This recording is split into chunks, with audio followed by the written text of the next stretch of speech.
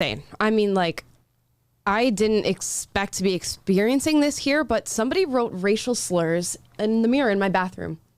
Oh my gosh, that's horrible. Yeah, I mean, I'm talking all these different expletives written on it in Sharpie. I can't even get it off the mirror anymore. I feel like I should contact somebody and report this, or at least like post it on Twitter or Facebook. I don't know. Yeah, I mean, we should definitely report this to authorities. That's really terrible, and we need to find out whoever's responsible for this and get to the bottom of it. Yeah, no, it's like I've never experienced such blatant racism in my entire life, and I feel like, honestly, it's a failure of this institution. I mean, it's an awful thing, and I'm very sorry that you had to experience that. I mean, it's really unacceptable, and the perpetrator should be brought to justice. And in Sharpie, like I can't even wipe it off my mirror anymore. Like, it's absolutely disgusting. How dare somebody like write such horrible stuff on my mirror? In Sharpie, you said? Yes, Sharpie. Is that a new? I mean, I don't dare ask if it's like part of your hairstyle, but I see a little pen or something sticking out of your ear there. Is that? What sort of pen is that? I literally have no idea what you're talking about. So. Oh, okay. Well, it kind of looked like a Sharpie, and oh my God! Wait a second. Is this a noose? Did I just? Oh wait, it's just a phone charger. I think we're okay. Oh. And scene. Now this was a race hoax opening. A hate crime hoax. Amala Smollett over here. Amala Smollett, Amala Wallace, if you will, which we're going to get into a story. And it's not about Jussie Smollett. It's not about Bubba Wallace and his fake news. This is a different hate crime, but we're going to get to that in a moment because I know you guys, you miss him, I'm sure. You miss Mr. Will Witt. And because of that, we got an exclusive interview with Will Witt himself while he's on his book tour. So let's get into that and see what Will's up to. Guys, we have a very special guest on the show today. He begged me to be on, I must say. I really had to fight him off for quite some time, but he was so persistent that I decided I would let him on Amala live. Today we have Will Witt. Will, how's it going? You said special guest, but you should have said very, very special guest. I know people don't really know who I am, and they don't understand the importance of having me on today, but that's okay. You know, granted, they wouldn't understand. Well, Will, what are you doing right now? Why are you not here?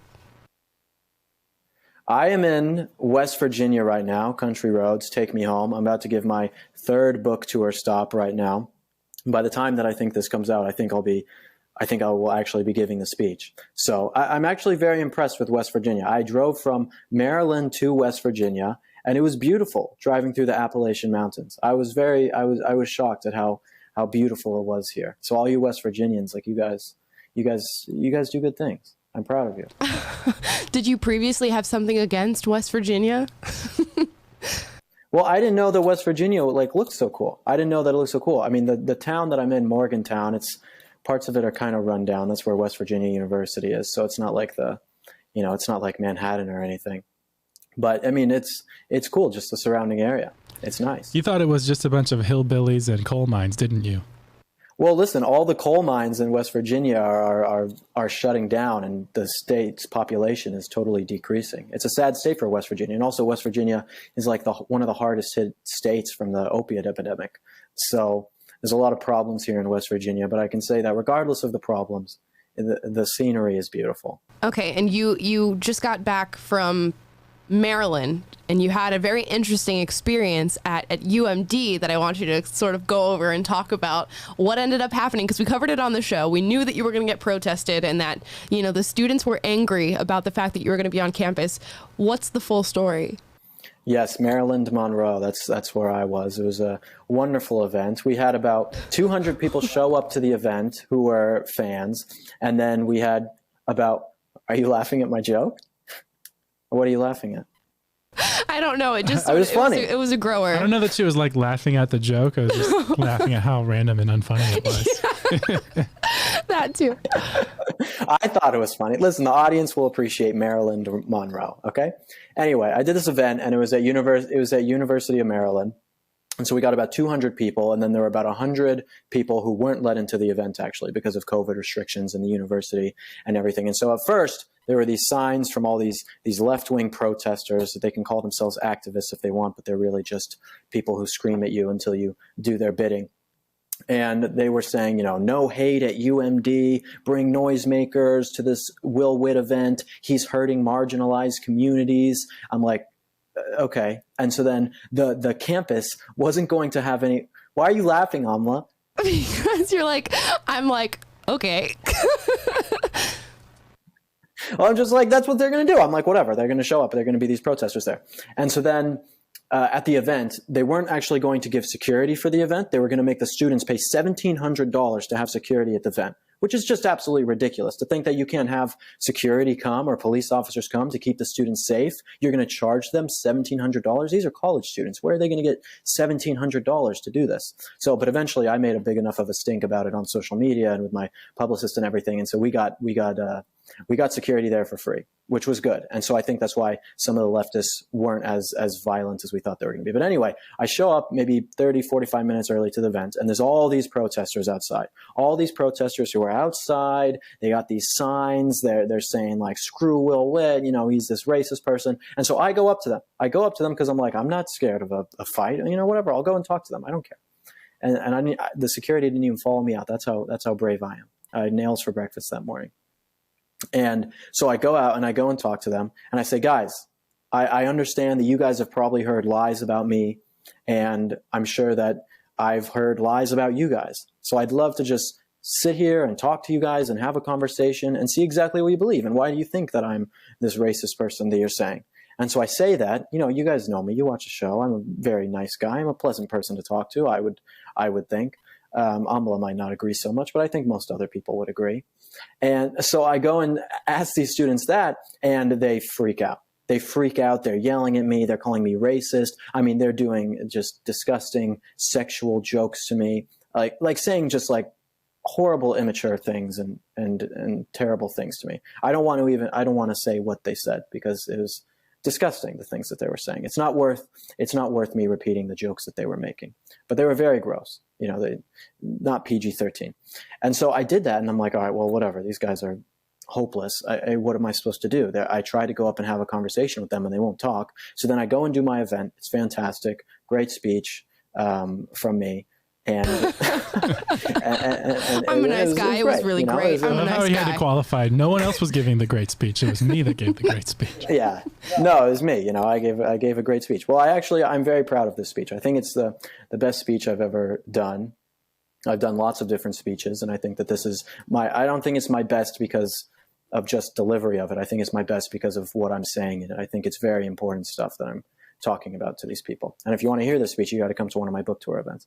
Anyway, and so then afterwards, these two leftist people, they come up to me, and you can already tell what they're thinking before they even come and talk to me. And they talk to me in the most passive-aggressive way that you've ever heard. I'm like, they come up to me and they say, well, you were talking about illegal immigration in your speech, and online, I actually read that illegal immigration doesn't hurt wages, so why should I listen to you? I'm just That's hilarious. Yeah, I'm like, why do you come up to me? Why do you come up to me asking me these questions when you're not even actually looking for an answer? If a person who disagrees with me comes up to me and asks me a genuine question and says, hey, what do you, I read this about illegal immigration that talks about wages. What do you think about that? I'd be like, okay, let's have a conversation. But these people come up to me not even wanting to have a conversation. They just want to be rude and condescending and passive aggressive. And that's why I wrote my book, because I want people to have better conversations with people. That's what the point of the book is about. But some of these people on the left, they're just like, they seems like some of them are unsavable. Some of them are too brainwashed, too far gone to actually change their minds, because it's like that Yuri Bezmenov thing that we watched, where it's like you can take them to the camps, you can show them the information, and they still won't believe you. They still won't know, and they will still be rude and condescending towards you entirely. And then I was waiting outside for my Uber after the speech, and there were all these people. Protesters stayed, and they're waiting for me outside. I had to have security walk me to my Uber because I didn't know what they were going to do. It's ridiculous. It's absolutely ridiculous that I have to do that. That's crazy that it's just, you have to be concerned about that simply for having a difference of opinion. And I want to show one of your, what I call fan art, what somebody made for you. Here it is. Will Witt is a racist liar. Written in pen on I love it. lined paper, college rule paper. just stay on the photo. Look at those legs. That was a man who held it. But I mean, those are some small legs. Okay. Hot Scott would never have legs like that. If only Scott could respond to that. If only Scott could. I'd love to hear the response. I think it's really funny how these people bring a sign that calls you a liar and yet are spreading lies about you. And they're coming to stop the spread of hate. And they're spreading their own hatred of you. I think that's pretty ironic that they're doing the very things that they claim to be fighting against, but it seems to be typical of this type of activist. Hashtag stop the spread. Hashtag stop the spread. They love that. Yeah, no, it's very ironic. And it's more ironic because I gave these people every single opportunity to talk to me. I gave them an opportunity before the event. I told them they could come into the event and ask questions. And I told them afterwards that if they were hanging around like some of those protesters after the event, I would talk to them then too. And what did they do? They refused. They refused to have good conversations with me. I tried to have a conversation with one kid and he said, "Why do you work for an organization that's racist and transphobic?" It's like, I would gladly have a conversation with you, but you use this bad faith argument and don't even let me speak. And it's like, why do I want to talk to you? I have no need to talk to you if that's how you're going to act, like a child. Yeah, they don't want dialogue because they know if they had dialogue, it would challenge their views in a way that they could not defend. So they just want to throw hate at you and make signs and picket your event and come and make noise so that you can't speak. And it's all just in an effort to characterize you as something that you're not. And they don't care if they're false. They don't care if they're the ones who are actually lying. And when you go and confront them about it, all they do is get defensive or they don't even invite the conversation. So it's almost pointless. You would hope that these people would go out of their way to find out what the real answer is on whatever it is that they think, that if they have all this hate inside of them, that they would go and try and say, like, how can I get rid of this hate? You know, that seems to be a very strange, I'm just realizing this now, it seems to be a very strange symptom of many of these people, that they have this hatred, they have this contempt, and then what do? They go and they hate, and they, instead of trying to find love and happiness within their lives and passion, they hate. And they use that as their fuel source. I mean, it's like Star Wars. It's like joining the dark side. It literally is, where they are using their hate and anger to fuel what they're doing. And it's like, that's a sad way to live life because you're unhappy that way.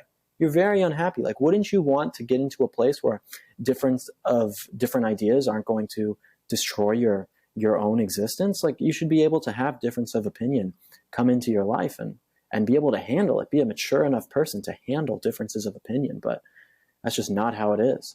Yeah, it's sad. And they would do anything to strip you of your freedom just for simply where you fall ideologically. And it is really, really sad.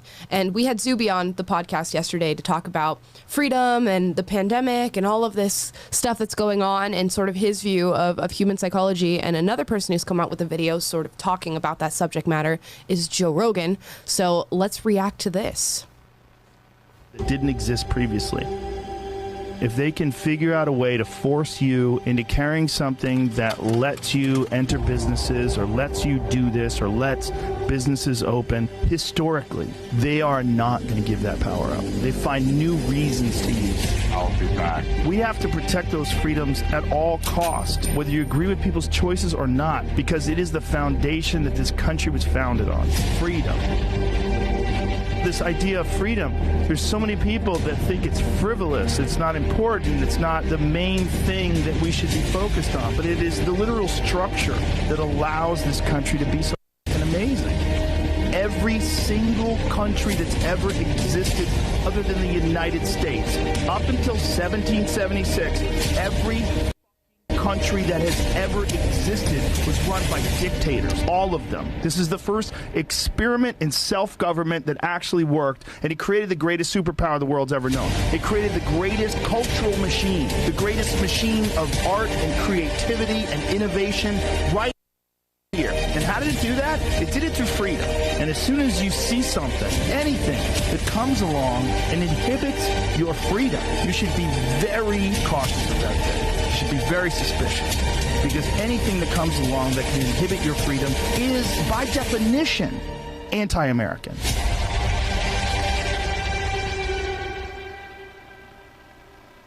It's pretty good. That's pretty powerful. Yeah, that was a pretty cool video. The editing was cool. He makes an important point that people don't really care about freedom anymore. We saw it with the Chris Cuomos and the Don Lemons talking about, oh, you guys just want freedom. Who cares about that? We saw it with Arnold Schwarzenegger saying, F your freedom. Who cares about it? You see it with all these young people who don't understand our founding, don't understand why freedom, life, liberty, the pursuit of happiness is even important anymore. And we're so disconnected from freedom, the definition of freedom, why it's important, why it is sacred to our founding. And at this point, we're just throwing it away. We're willingly giving it away to our government. School your freedom. Arnold Schwarzenegger. It is sad, but that's what the elites in this country have done. The elites in this country know that if they destroy people's knowledge on freedom, they destroy people's knowledge of history and all of that, then they can control them and easily take them away because they make it so that people don't value it. So if people don't value freedom, if they don't value the things that gave them the right to be innovative, to be passionate, to be an individual, if they don't value those types of things anymore, well, then of course people are going to turn away from it if every single institution is telling them that they don't need it.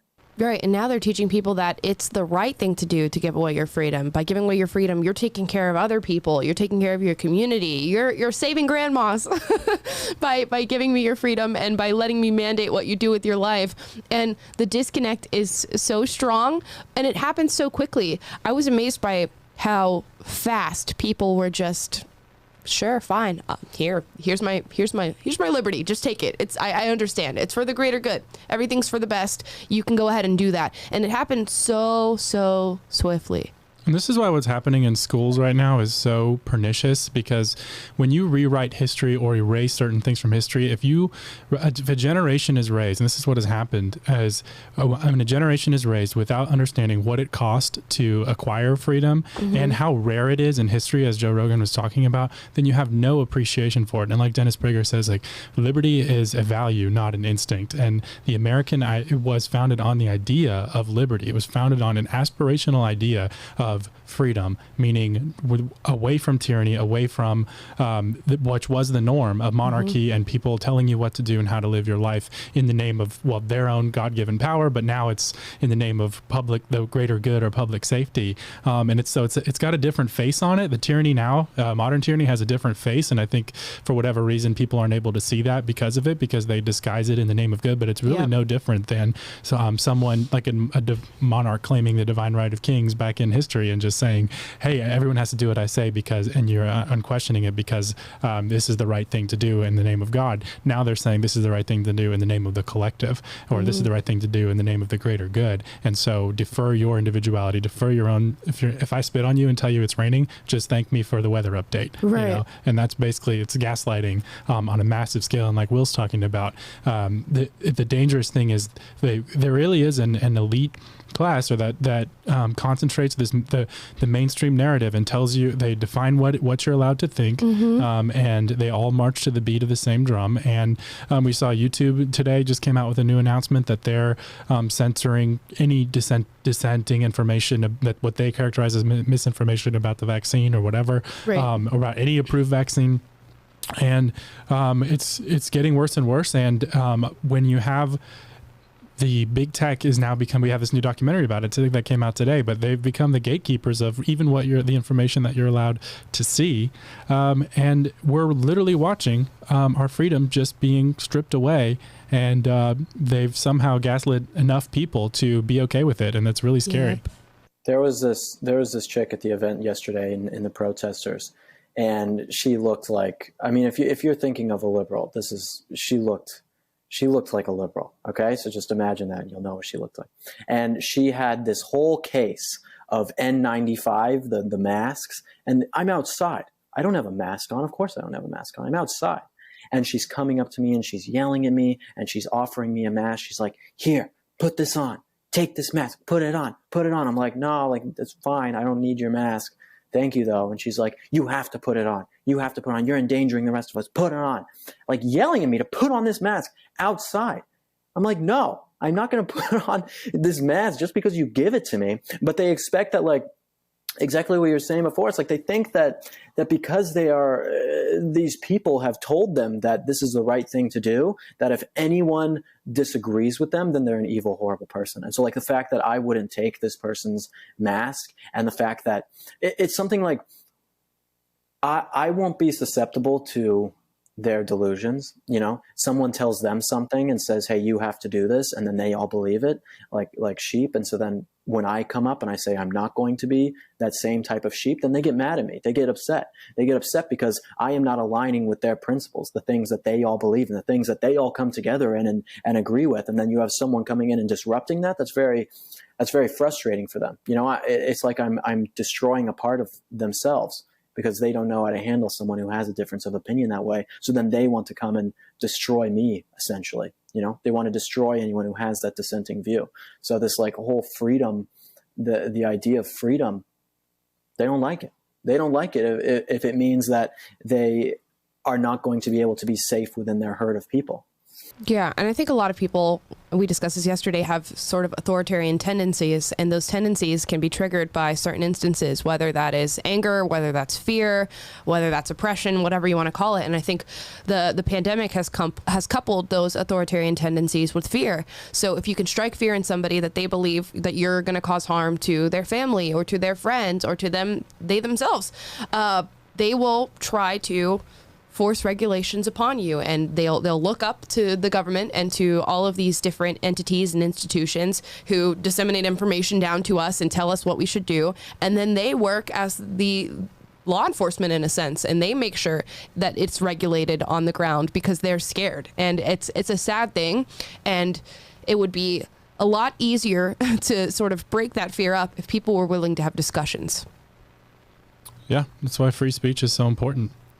But like what Will's saying, I mean, these people who they're threatened by you not becoming a sheep like them, because they need to feel validated in the fact that they've already given up their free thought. They've already outsourced their ability to look at data risks for themselves or think for themselves. They've outsourced that to big tech, or they've outsourced that to the mainstream media or whomever, and they just follow along like sheep to whatever the mainstream narrative is. But because they've made that sacrifice, when they see someone who hasn't, they feel threatened because, oh, well, I gave up my freedom of thinking, and I need to feel validated in that, but you're not doing that. So no, I in order to feel right, in order to feel affirmed that I'm made the right choice, I have an existential psychological need to be validated in that, and for you to comply with the same things that I complied with. Otherwise, you're on the out group, and that does not compute in my new worldview that I've adopted. Because the alternative is it's really, really tough. The alternative of going to Will and saying, you know what, you're right, and I apologize. You've given me the facts, information, and now I realize that I was probably on the wrong side of this thing. The alternative to that is, I'm losing my train of thought.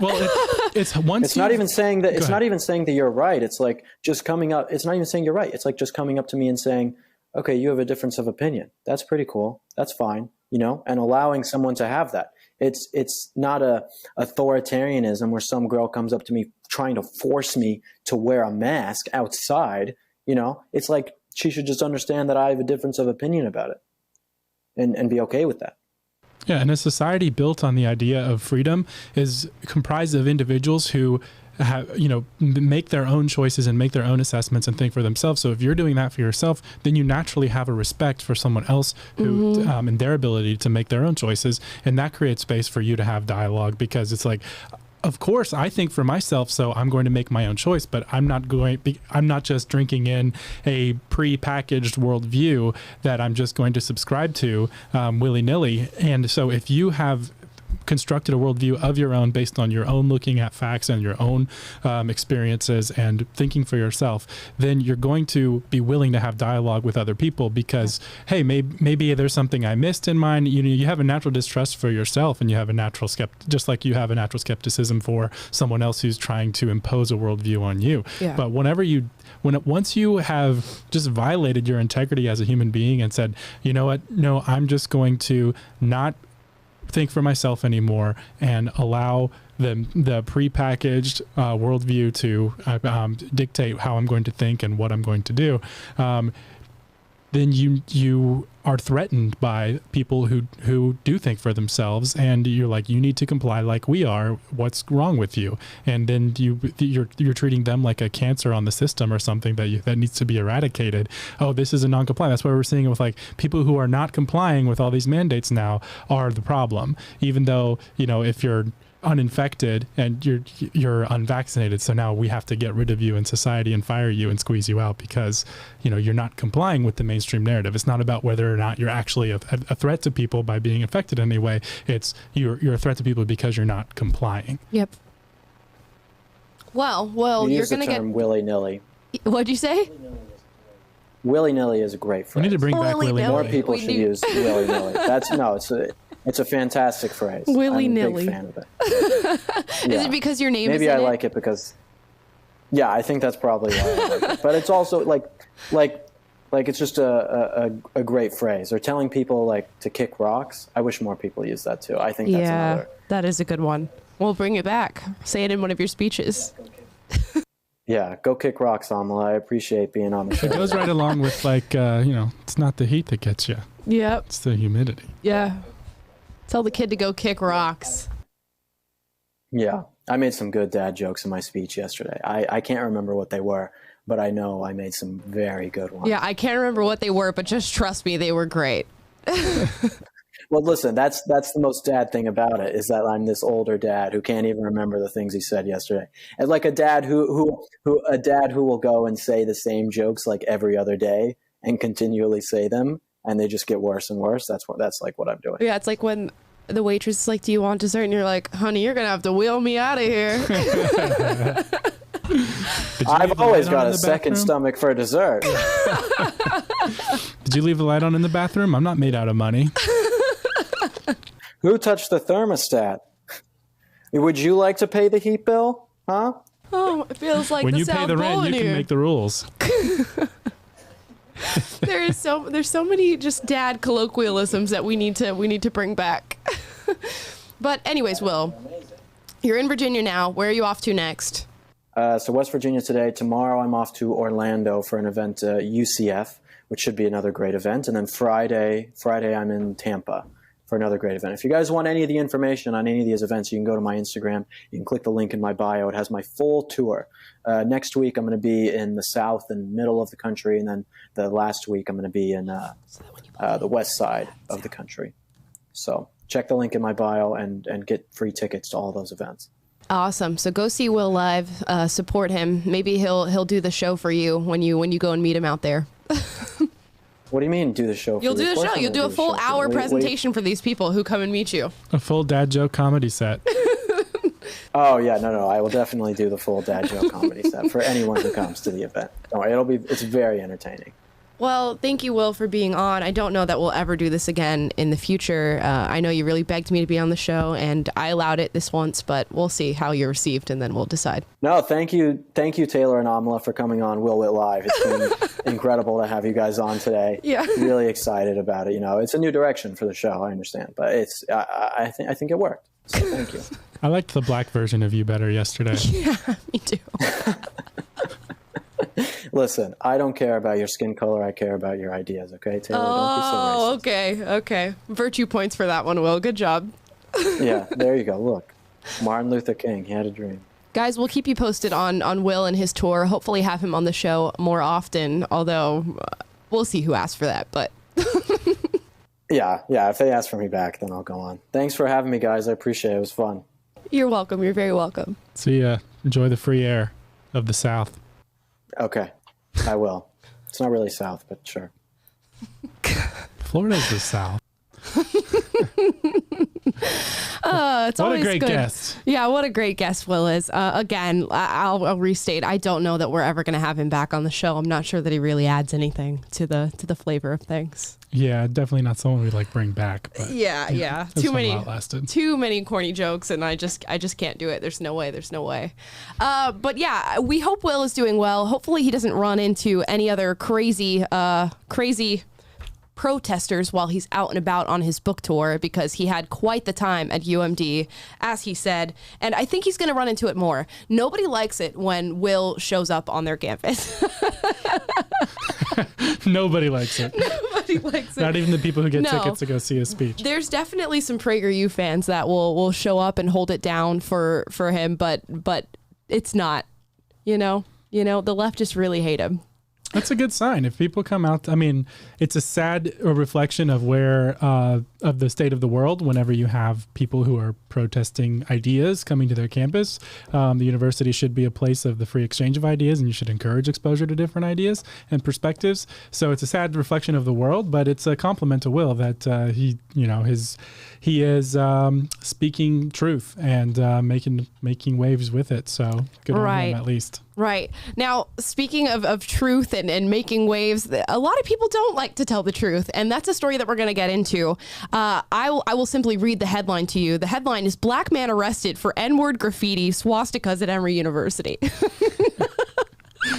You can't laugh at that. It makes me giggle. It makes me giggle because it's completely ridiculous. So if you all have been up to date with the news when it comes to hate crime hoaxes, we're familiar with the Jussie Smollets. We're familiar with the Bubba Wallace. Jussie Smollett acted like somebody, these men came up to him and said, "This is MAGA country," and put a noose around him and subsequently beat him up. Of course, this was false, and he hired people to do this for him, and it was a huge publicity stunt. And then we had Bubba Wallace, the famous race car driver who spoke to people and said, there's a noose that's been hung in my garage where I keep my car. When it was in reality just like a rope that you pull to close the garage. It was just a rope that every single race car driver has in their garage, and the FBI had to launch a full investigation into this entire incident.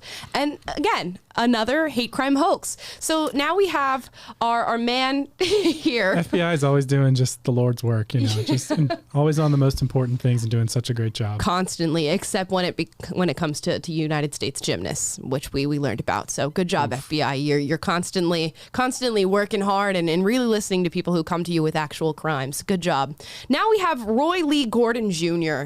at Emory University. So what happened essentially is that, these two black women came into their office one day and the N-word was painted on their office, as well as Jewish employees who saw swastikas in their offices. Who did this? Someone might wonder.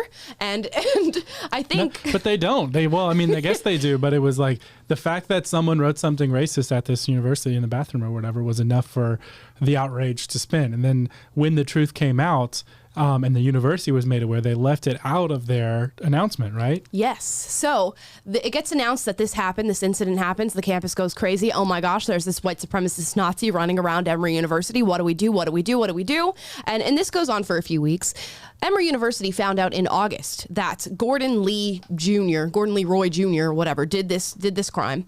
And they decide, let's just not announce the fact that this man did this. For those listening, Amala, what is the race of Mr. Roy Lee Gordon? Roy Lee Gordon Jr. is black, ladies and gentlemen, and also a former employee of Emory University. So Emory got this information. They knew exactly who he was, what he looked like, and the fact that, maybe this wasn't an actual hate crime committed against people. Maybe this was a hoax by a black man, and they decided not to announce that to their students. Now, how telling is it, though, that the outrage machine and the pre-written narrative script of our culture is so obvious to everyone that someone who has bad intentions like this, who really just wants to stir up drama and create dissension, knows exactly what to do. Oh, if I'm, even as a black man, if I manufacture a racism crisis at our school by writing some racist slurs on the doors and creating some noise, I can manufacture a whole thing of outrage and work everyone into a frenzy over this. One of the sad... Ooh. Technical boy Tom Sowell. Isn't that wild how they know the response they can get just by inventing these race hoaxes? Yes. And so it opens the door to people who have bad intentions to do this. And also, like, what else is the incentive? I've heard this before. Like, the supply for racism exceeds the demand in America right now. Yeah. And because you get virtue points by being a victim, and I think that was more the case of Jussie Smollett. But it's like, what was this guy's incentive to even do this? Oh, yeah. The demand exceeds the supply. Did I say? I got it backwards. The demand exceeds the supply for racism. No, it's true. What do you gain from doing this?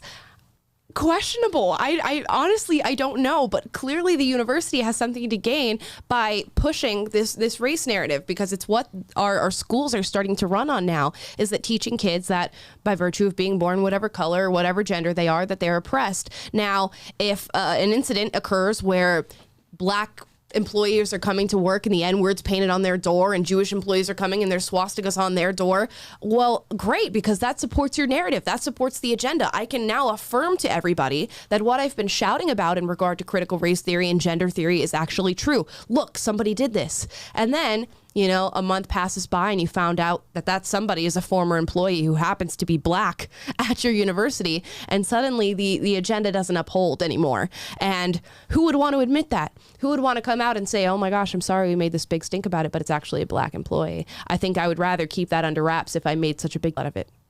It's just sad when you have to work so hard to make reality fit your narrative instead of just living in reality. And the reality that we do occupy is racism yes, sure, it exists. There are probably some racist bigots in every state in the union somewhere, Yep. but it's not a major crippling problem in America today, which kind of leads us to our next segment with one Tom Sowell. That it does. That the audience has been patiently waiting for. I know. You guys see Tom Sowell in the title and you freak out, as do I. You know, we got Tommy Boy always looking over me in the back when I do this show. So he's always in my frame of reference. He's always in my mind. This is a video titled Thomas Sowell on Black History Myths, promoted by the left. Without further ado, let's get right into it. Things is that we talk in this country as if slavery was something unique to the United States or to blacks and whites.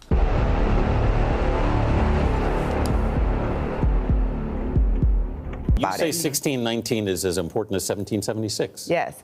Our decision to buy that first group of 20 to 30 Africans would influence almost everything that would follow after. I think it is foundational. It is as foundational to who we became as a country as our decision in 1776 to break off from the British. Recently, some school districts have decided that they'll be teaching a unit on early American history based on the New York Times 1619 project, which illustrates how the founding of this country is inextricably tied to the institution of slavery. One of the sad things is that we talk in this country as if slavery was something unique to the United States or to blacks and whites. And in point of fact, slavery was one of the oldest institutions among human beings. They go back as far as there is recorded history. Archaeological finds suggest that slavery existed before human beings could read and write. So what a racial difference between the slaves and the enslavers, that is a relatively new phenomenon. You didn't have in ancient times the ability to go to another continent and move millions of people of a different race across the ocean. So you enslaved the people who were nearby. The Europeans enslaved Slavs for centuries before they brought the first black African to the Western Hemisphere. Okay, but so you're not suggesting, you do not wish to say anything other than that slavery as practiced in the United States it may have been recent, but you'd be willing to grant that it was particularly perverse and destructive because race got mixed into it at that point, right? Race got mixed into it in the United States more than anywhere else for a very simple reason.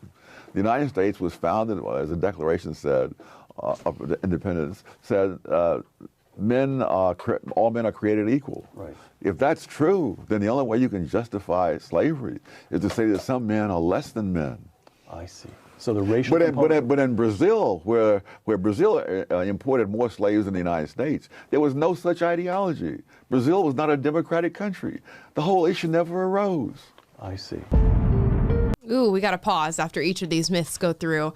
What an intellect Tom Sowell is. And oh my gosh, if only he could run for president at the ripe age of 90 something now. I'd still vote for him.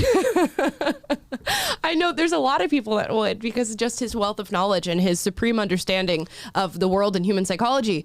But he makes a fantastic point here. So often on the left, I know this because I did it, the instinct is to lean on the institution of slavery to prove that, you know, our country is racist and is founded in racism, and those institutions that we continuously build and have had since our founding are also founded in racism because slavery was happening at the time. And that's certainly not true. And what I think about a lot in regard to the slavery issue is how white people have been indoctrinated into believing that they should feel bad about the transgressions of their ancestors. That has never went well. And it's not something that any civilized nation should fall into. It's not a sort of a reasoning that any civilization should fall into. And when I think about this as a black person, I think about the fact that black people enslaved other black people in Africa. You know, you see in these movies where the white colonials just showed up in Africa and they started snatching people off the ground and and putting them in the ship and then just sailing them over to wherever the destination may be. Obviously, that's not the case. The institution of slavery existed in America because it existed in Africa prior.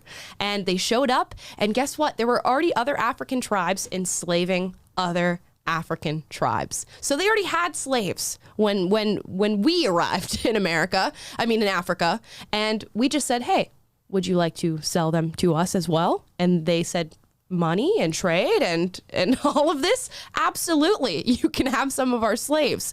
So do black people feel black guilt for the fact that their ancestors enslaved other black people? No. And should I be expected to feel that way? No, probably not. So why do we expect white people to feel that way? It's a good question.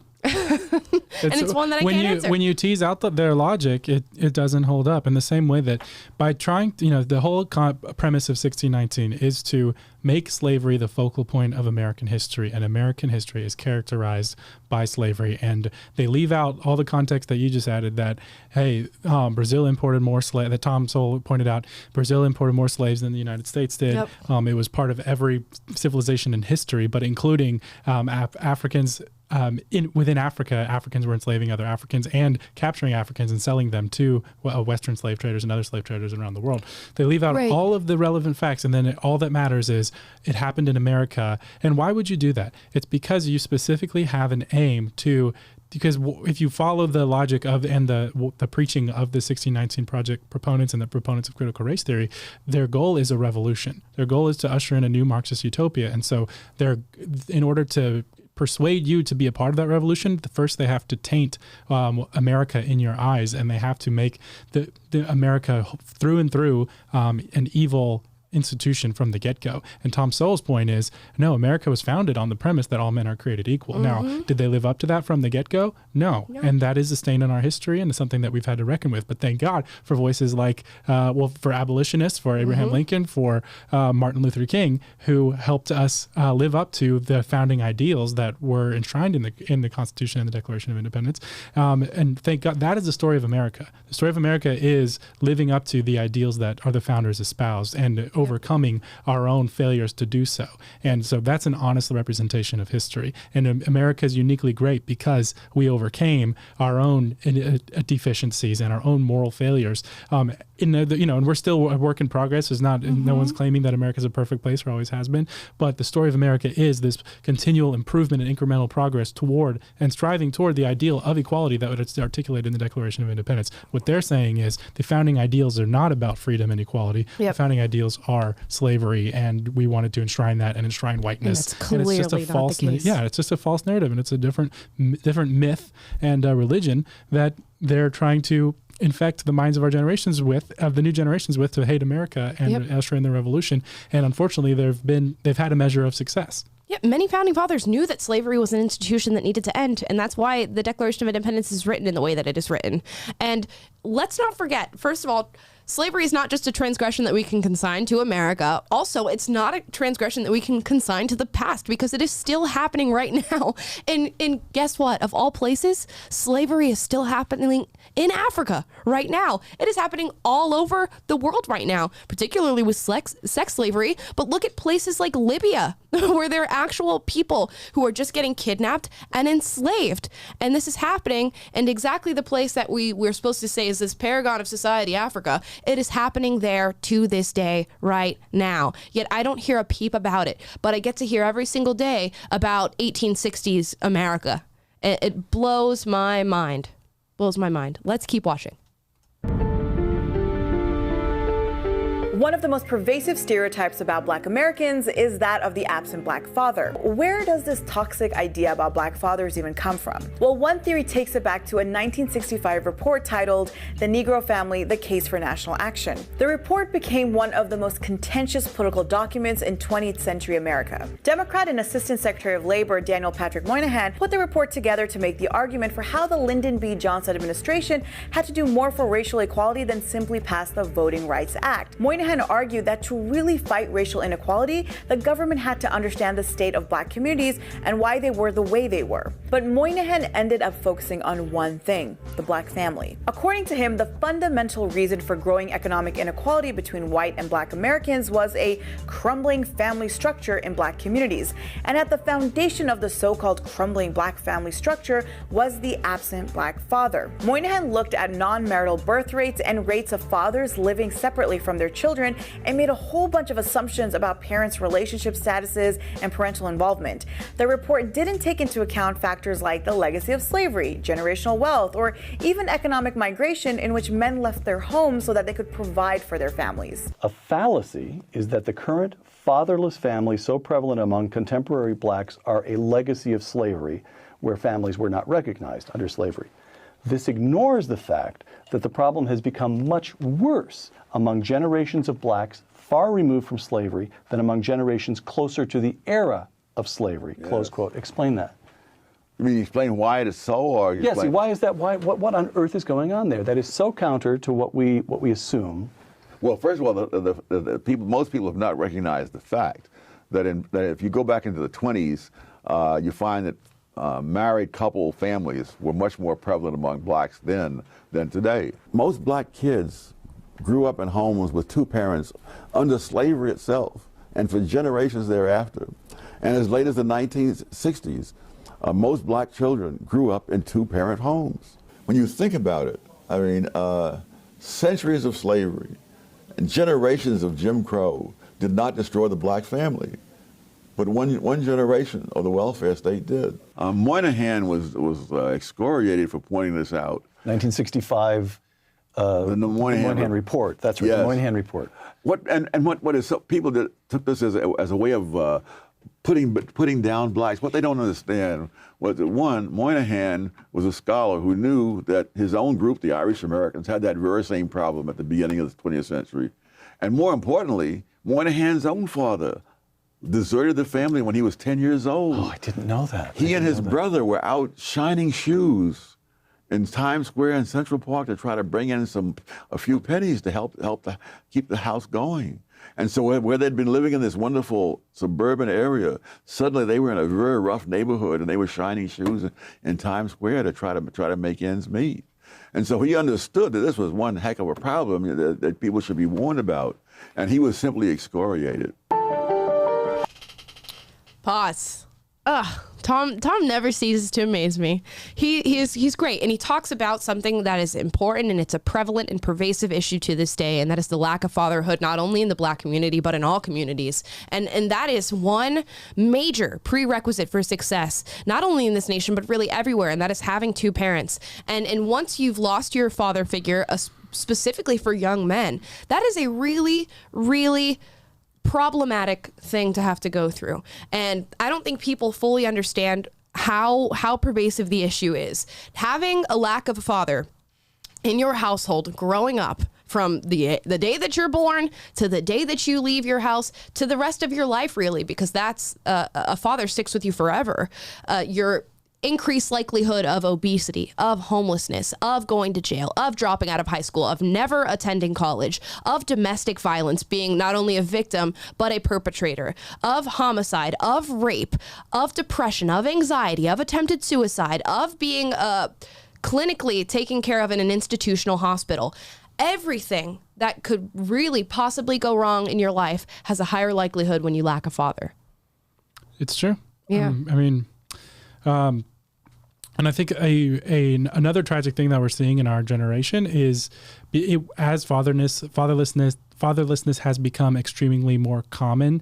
We're seeing that teachers and police officers are having to do the job of fathers, and they're being asked to step in and be the disciplinarians and be they do all the jobs that fathers are not doing. And but obviously that it's not going to have as good of outcomes when you need to have a father in your life, because that person is there present and invested in your success. And teachers are, but there's only so much they can do. And it's unfair to put that burden on like a public educator who's got 30 other kids to worry about. Yep. And then it's unfair to put that expectation on police. Or really, it's weird now because we're saying we don't even want the police to be a barrier anymore it's all about accountability, right? Like who is holding an individual accountable for their actions? And we keep drawing the line further and further back to where we saw a viral video today of in Chicago, people were at an Ulta, a makeup store, and two guys were just loading bags full of the goods and carrying them right out the door. And we've drawn the line further and further back of where you have to face accountability for your actions. And fathers are the first line of defense in the household, where you learn as a child, like, okay, this type of behavior is unacceptable. You learn a basic respect for authority. You learn basic respect for institutions and for the rules of what it is to participate in society. Right. And when you miss that, there's no one else to teach you that until you run into the law. But now here we are where the law is not even doing it, and we're just entering into a state of anarchy. It's wild. Yeah, and there's some people in the comments right now saying that welfare is not contributing to the lack of fathers. Absolutely it does. And a good book to read, again, by my friend Tom Sowell over here, is Discrimination and Disparities. And he talks about how the welfare state was a major catalyst for this problem. And let's give some context to this. From 1940 to 1960, the black poverty rate decreased by 40%. And in 2 decades, 40% the black poverty rate decreased. Now, let's think about what was happening in 1940 and 1960. 1940 and 1960 was the supreme era of Jim Crow, of actual legislated discrimination and racism towards black people and people of color. Yet, the poverty rate decreased 40 percentage points. Can you explain that to me? I can explain it to you. It's because we functioned in a free market and black families were together. We emphasized the fact that we needed nuclear families, and there was more black nuclear families percentage-wise than there is now. And then you have the 1960s getting ushered in. Lyndon B. Johnson becomes president. He institutes this large social welfare system and incentivizes single-parent households, specifically single mother households. And suddenly, the black fatherlessness rate goes up exponentially. And guess what? The poverty rate continues to decrease, but nowhere near at the same rate as it did in decades prior. And I will remind you, decades where there was legislated racism. So even when Jim Crow laws and the civil rights movement came around and took away those laws, the black poverty rate decreases, but at a much slower rate because we don't have fathers in the household. We don't have nuclear families. And that is so important to not only black success, but anybody's success in America. So welfare 100% was a catalyst in creating this problem. Absolutely. And yeah, are we going to continue with the video? Yeah, no, you have to say what you want to say. No, go for it. Okay, let's go. Black Americans, a group often identified as beneficiaries of the welfare state in America, made considerable economic progress in the 20th century. Fine, of course, but much, if not most. This is the thing with you. The dependent clause is where the sting is. But much, if not most, of this progress was prior to the massive expansion of the American welfare state. Close quote. That is so counterintuitive because we hear so much about African American progress since civil rights and the establishment of the welfare state that it really has become a kind of American intuition. Explain yourself, Dr. Sowell. Well, as of 1940, 87% of black households were in poverty. Over the next 20 years, that declined to 47%. This is all prior to the civil rights laws. Oh, he's basically... I'm just going to pause because he's basically going to explain what I just explained to you, which is perfect. And again, go watch this video. It's called Tom Sowell on Black History Myths, promoted by the left. And he goes through 4 different myths that are promoted by the left when it comes to black history and debunks them right in front of your very eyes. Now, before we get into our game for today, which is, you know, I feel like I display my intellect when it comes to politics and social issues. This game is revolving around NFL football teams and me looking at, what is it, their mascot? Okay, their logos, and guessing what the team is. Every American should know, at least be able to recognize NFL team logos. Yeah. Well, I'm going to try, and I have a feeling it's going to not really go well whatsoever, but I will try to do it for you guys. And I don't know. This is going to show the true lacking in my knowledge when it comes to these subject matters. But, you know, I think something that I should address, and that is in the comments a lot on this video in particular when it comes to Tom Sowell, is the "she ain't black" comment. Because I do watch your guys' comments when we do these YouTube videos for the most part on the stream. Now, what's interesting is the non sequiturs that the left in particular put forth when it comes to arguments made specifically about black issues. One of the most common things that I get commented on my Instagram, on YouTube, on any social media platform that I'm on is either "she ain't black," or "she is a white supremacist," or "she has some sort of internalized racism." Again, it's a non sequitur. People who comment that are never actually addressing the argument that I've made. They're never actually addressing the assertion or the premise of the argument that I've made. They are completely going off, going out in left field just to say she's not black, just to use that as an argument to somehow invalidate the things that I'm saying. Now, luckily, nobody gets to dictate what your race is. You simply are. I am half black. I am also half white. And thus, it doesn't really matter that you say that I'm not black. I just simply am.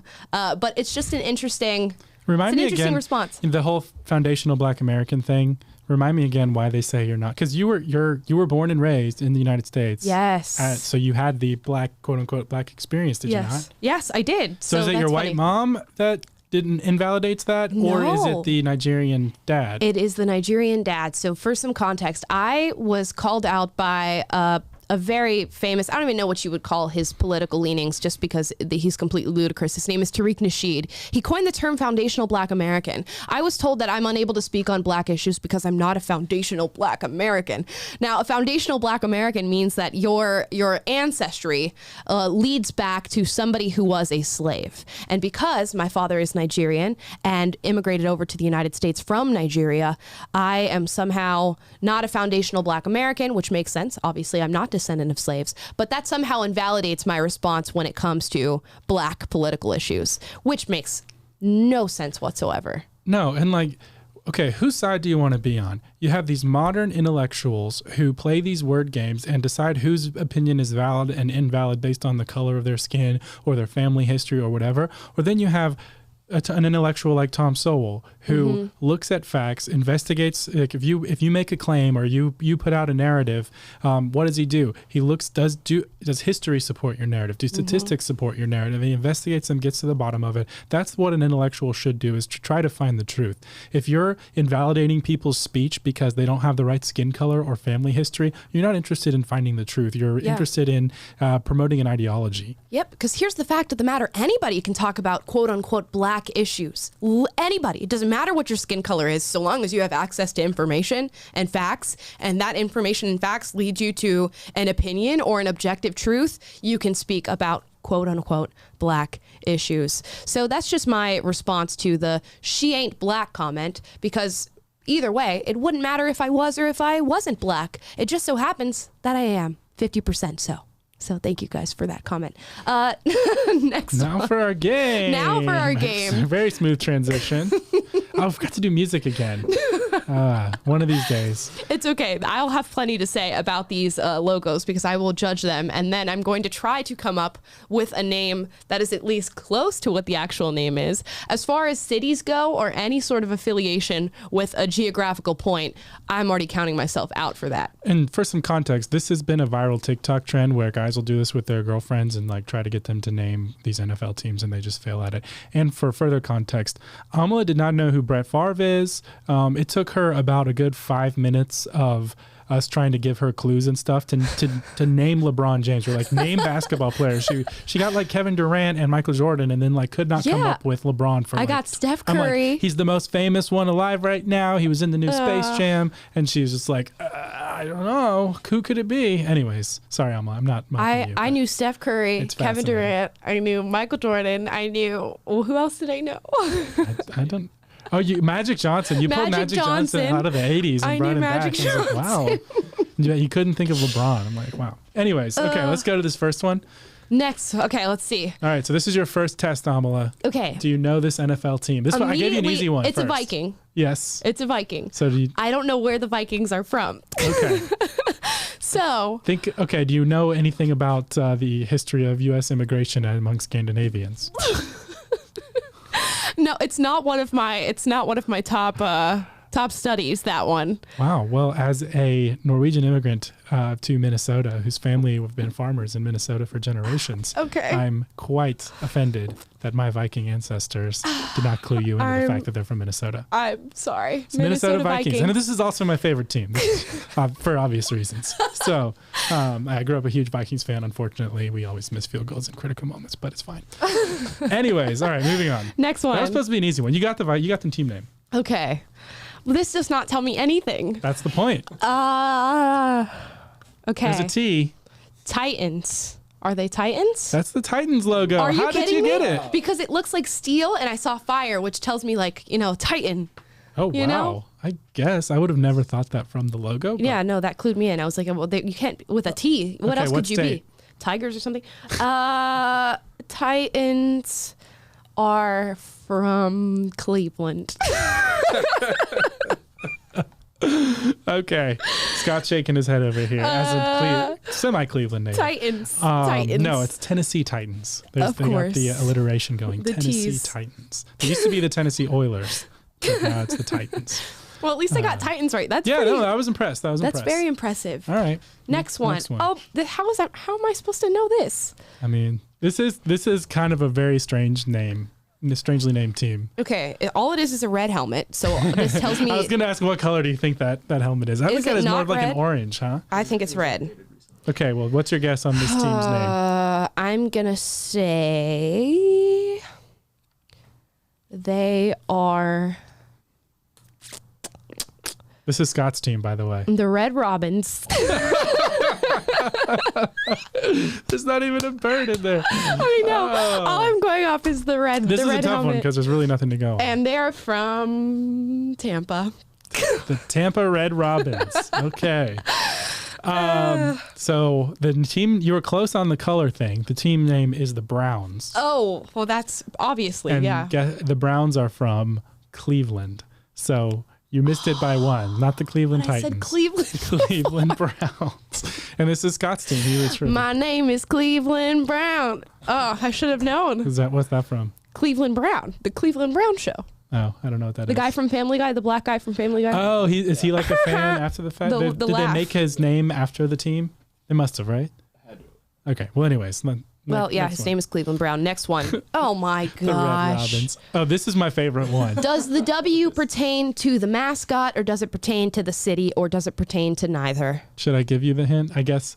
Well, it's kind of both now, but the city. They'll just say the city.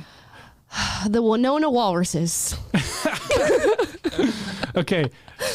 Your hint is this team had an offensive team name, quote unquote offensive team name, and was Washington canceled. Redskins. Yes. But what's the new name of the team? They're not the Indians, because that's offensive too, right? The Washington Indigenous. The Washington Natives. No, you're gonna love this. Okay, where they canceled the Redskins name a couple years ago. And they apparently, and this is indicative of where we're going as a country, because everything's so offensive that you can't come up with anything that works.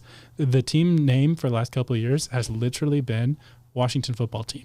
That's awesome. It's just football team. Wow. So Washington Football Team is literally their name. Like, imagine wearing a jersey and like the jersey says football team. You know what? What's your favorite respect team? it. Football team. I respect it. It's very on the nose, you know? There's no running from it. There's no hiding from it. It's completely devoid of offense. At least you have the honesty to live out the fact that you're too much of a coward to come up with a name because you're afraid of offending people. That is very, very true. But this is where we're going. You know, you're not going to be able to, like, I was thinking earlier today, like, can white people, you can't be a fan, or you can't like be a fan of POC music because that's appropriation somehow. But then if you are a fan of like quote unquote white people music, is that also like white centering, you know? So you can't be a fan of anything anymore. You can't have a team name, an actual team name. It's just, this is where we're headed. You can't win for losing. Anyways. You really can't win for losing. Here's our next one. All right. I had to block out, they usually have the name of the team in the logo here, and so I blocked that out. You know, this logo looks so familiar, but I have absolutely no idea. It looks like a clothing brand of some sort. You know, it doesn't even give me any sort of play as to what the mascot is. Nothing to state or anything. I am... Just make the guess, Amala. The New York City Giants. Is that even football? She's really just throwing darts at the wall. Is that even football? Or is that baseball? The New York Giants is actually a team. Yeah, that was good. So, but this is not their logo. Oh, so New York and Giants do go together. Yes. So you got that much. Guys, honestly clap for me, because the fact that I got that is amazing. Anyways, the logo that we're looking at is the Pittsburgh Steelers. So have you ever heard of them? I know I've heard of them because they have been in the Super Bowl several times, right? Yeah, this is true. They've been in the Super Bowl. They've won, I think, the second most Super Bowls behind the Patriots. I thought it was behind the Packers or something. Oh, Packers are up there too. But that's a good guess. Thank Look at you. Can you name any Pittsburgh Steeler ever? Player? I was trying to think of who the quarterback was at the time that he was on the Super Bowl, because everybody was talking about it, but I literally have no idea. So is Peyton Manning in relationship with either of those teams? Players, you know. With either of those Ben teams? Roethlisberger has been the quarterback there for a long time. Who's Peyton Manning? He was the Colts and then the Broncos. He was the Colts forever. Anyways, okay, let's keep going. Okay, next one. All right, I had to block out the middle thing here It's too. giving me some Native American vibes, some Indian vibes. Looks like an arrowhead. Warmer. Are they the arrowheads? Their stadium is called Arrowhead Stadium. Okay. It could be offensive to modern ears. They're probably next to be canceled, if that's a good hint. The Phoenix. They're next to be canceled. The Phoenix Running Bulls. Running Bulls. I was trying to think of a Native American phrase. Sitting Bulls. The Sitting Bulls. Because they're not sitting, they're running because they're playing football. Oh, man. Yeah. No, the Kansas City Chiefs. Oh, Chiefs. There's a KC in the middle of the arrow. Kansas City. I could have left that in there, honestly. You needed all the help I still would have failed miserably.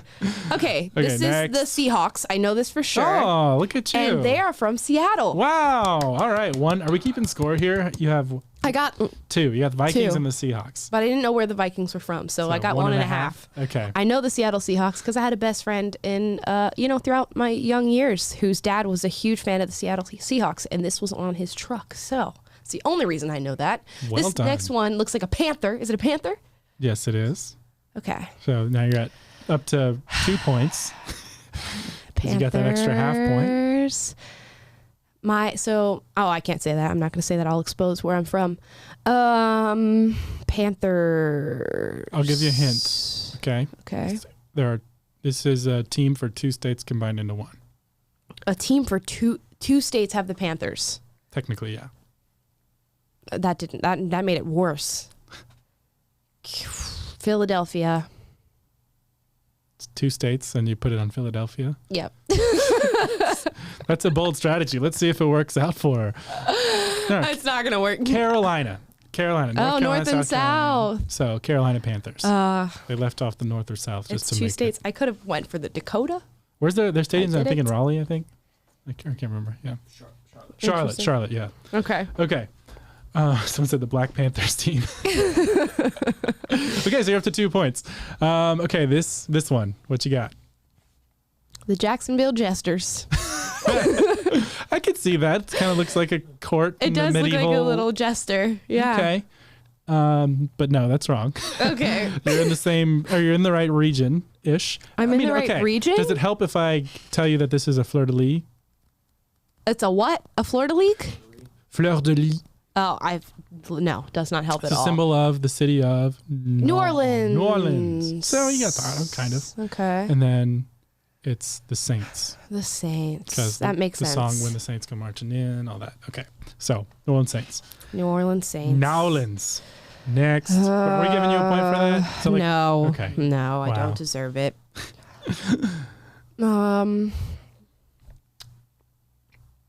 Stallions? Okay.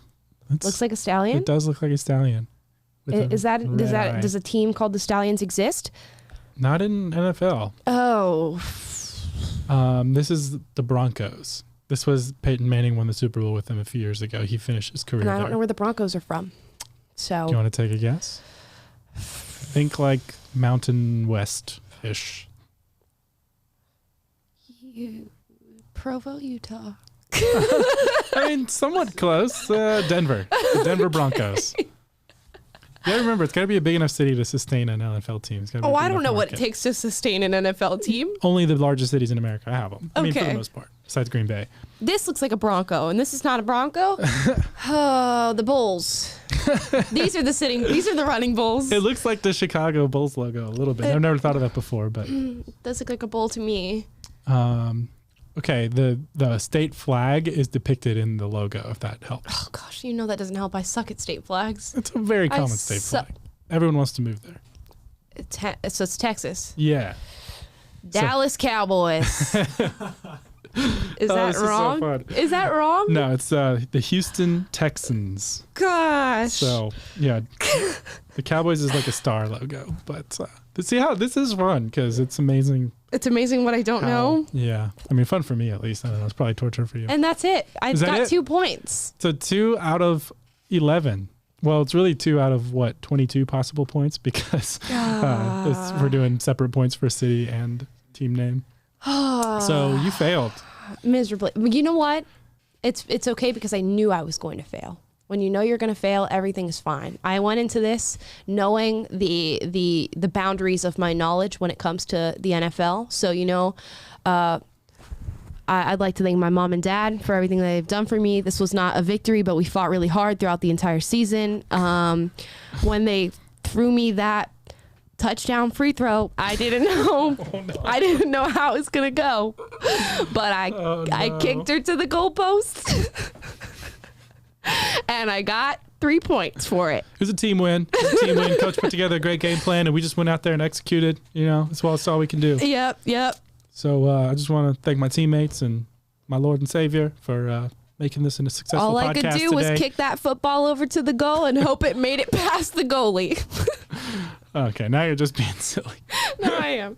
Now I'm just being stupid for the sake of being stupid. But thank you guys so much for watching. Please like, subscribe, click the notification bell to be notified every single day when we go live, 2:30 PST, 5:30 Eastern. If you'd like to listen to us rather than watching, you can go to Spotify, Google Play, or Apple Podcasts. Leave us a 5-star review so that we know that you like the show and that other people know that you love the show. Not just like it, you love it. If you'd like to get a text of when we're going live, text live to 41776. And every single day when we go live, 2:30 PST, 5:30 Eastern, you will get a text message sent to your very own cellular device. Thank you guys so much for watching. We will be back tomorrow with a very special guest. They're always very special guests. The quarterback of the Running Bulls It's is going the to join us. quarterback of the Running Bulls. His name is Dave Rubin. Woo! Dave Rubin is going to be on the show tomorrow for the entire hour, talking to you guys about a multitude of things. But I think we're going to focus on the transition from left to conservative. You don't want to miss it. Again, Dave Rubin of The Rubin Report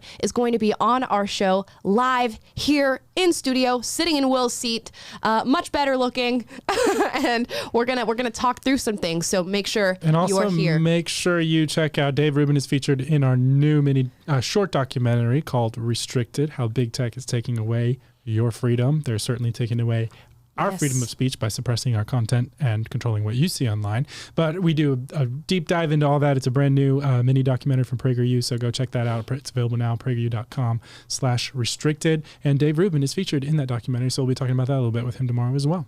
We'll see you guys tomorrow. Be on the lookout. Bye, guys.